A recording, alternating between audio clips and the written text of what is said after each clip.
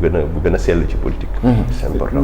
Ban analyse aussi ngay def ci problème mu dette bi Sénégal am di ko jànkonteel maanaam bu ñu nee problématique gu dette bi ak jafe-jafe yu si Sénégal am yëpp ak ñëwu FMI fii ci Sénégal. waaw problème mu dette bi globalement xam nga problème dette bi da nga koy teg ci ñaar. ci biir ñaar yooyu dinaa ci ñëw ma faram-fàcce ko tuuti. bu ci njëkk mooy le niveau de la dette. Le niveau de notre dette actuellement on parle de 132% du PIB. xam nga loolu nous sommes à 32 points de notre richesse. Le PIB c'est notre richesse. Maintenant à prendre ces 132%, le niveau mooy le portefeuille de la dette. On l'estime entre un peu moins de 24 000 milliards de francs CFA. Et prendre ce chiffre-là isolé sans faire le ratio ou le rapporter au PIB, qu'est-ce que ça représente? Ça représente rien du tout. Maintenant, quand on le rapporte à notre richesse, c'est là où on peut se poser les bonnes questions. Est-ce que c'est là où d'ailleurs fa lay question bu am importance yi ñëw muy la soutenabilité de la dette. ñi avant soutenabilité sax mën nañu wax ci viabilité de la dette. beneen bi bu am solo bu ci am solo mooy sur la structure de la dette. xam nga bor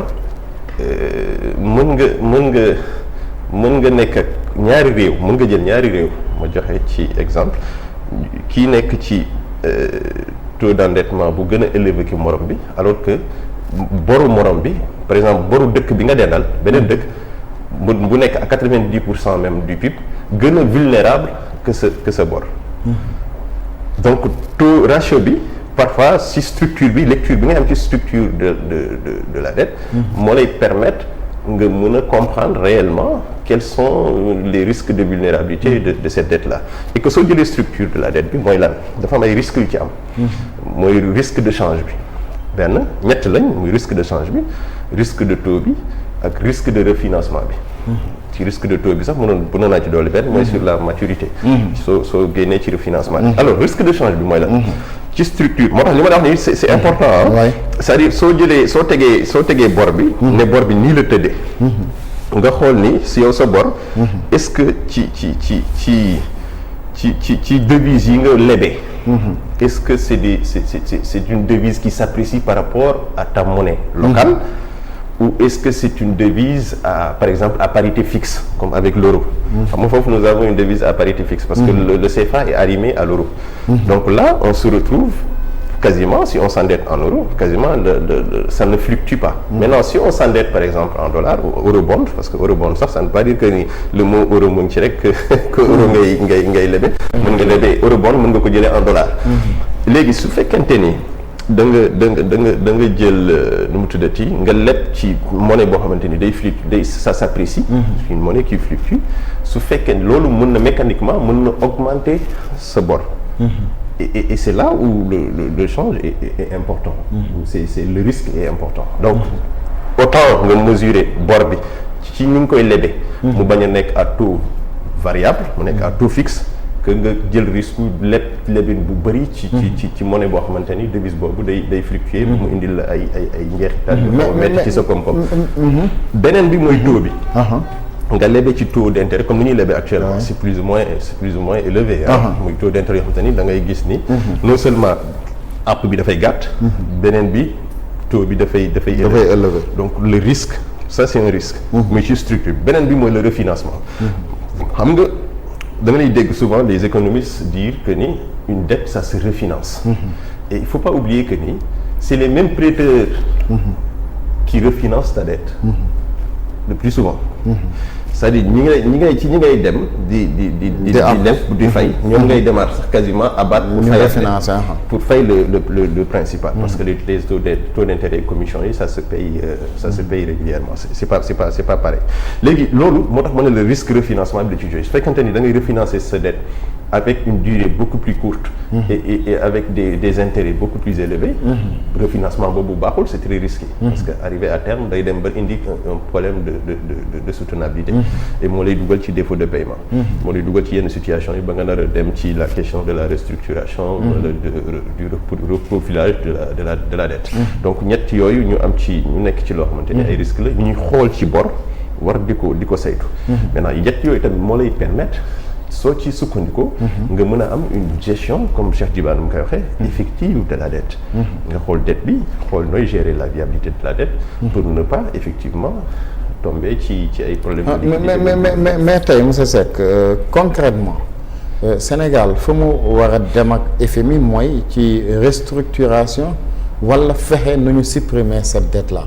Non, là on parle pas de suppression de la dette parce que suppression de la dette, la question ne se pose pas. Là, mais est-ce que waruñu dem ci négociation vers ça?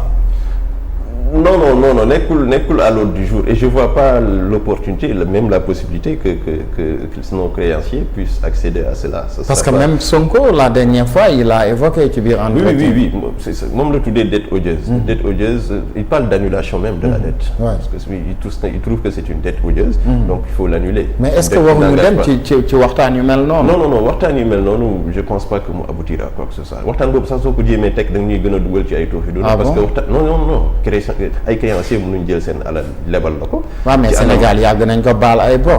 non oui mais conditions yi ñu baalee bor nu ma du tuddee sax baal la bor. ak annulation dette ba léegi du am na nuance bu ci nekk. ñun dañu bénéficier woon en 2004-2005 de l'IPPTE, initiative pour les pays pauvres très endettés, mooy l'IADM. Annulation boobu du ñun rek pays Afrique quasiment yëpp am bénéficié wu nañ ci. Côte d'Ivoire rek Ghana ak ñoom ñëpp duggoon nañ ci loolu. loolu bor la bu ñu jëloon ne jagleel ko pays africains yoo xamante ni seen dañu nekk c'est des pays sous-développés. nekk ci en voie de développement. ñu mu ne leen nañ leen ko jéggal pour ñu mën a génn ci anam yu ñu nekk ci bor bu diis bi. bokkut ak nga leb ba pare dem di demander ñu annuler ko parce que tout simplement bor bi ñu la lebal da nga gis ni dañ ko nëbboon duñ anam yi ñu ko lebee baaxul te engagé wul ñu fi nekk donc responsabilité warul reposer ci askan wi ba ñu war ko mën a fay.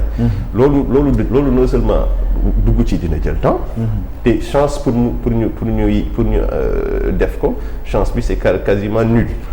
donc loolu du waxtaan bi jamono juñ toll. mooy waxtaanee ci yoonu génn ci situation yu nekk. yoon bi nag c'est bien précis. C'est pour ça qu'on parle de reprofilage de la dette ou de la restructuration de la dette. Et reprofilage techniquement mais fii ñu toll techniquement et concrètement bu mu ci mënti doon mooy yow lan nga jàpp que restructuration wala reprofilage ban nga jàpp ne moom moo gën ci Sénégal bii ñu toll. ñaar yëpp baax na. parce que su fekkente ni restructuration de la dette la. c'est une solution structurelle de solvabilité moom lay indi. Par contre reprofilage sooy xool sax en fait xam nga ñoom ñaar ban différence la ñu am. c'est-à-dire soo xoolee techniquement reprofilage